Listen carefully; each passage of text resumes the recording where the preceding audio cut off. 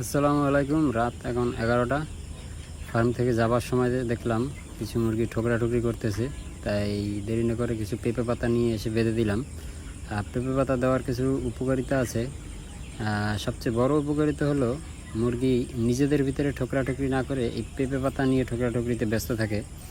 তাই দেখা যায় মুরগির ঠোকরাঠুকরির একটু হলেও বন্ধ হয়। এবং পেঁপে পাতা খাওয়ার কিছু উপকারিতাও আছে। পেঁপে পাতা খেলে মুরগির রোগ প্রতিরোধ ক্ষমতা বৃদ্ধি পায়। পেঁপে পাতার বদলে নিম পাতা অথবা বাসক পাতাও ব্যবহার করা যায়। এটা খেলে মুরগির হজম শক্তি বৃদ্ধি পায়, মুরগির রুচি বৃদ্ধি পাবে এবং মুরগি দেখতে সুন্দর হবে।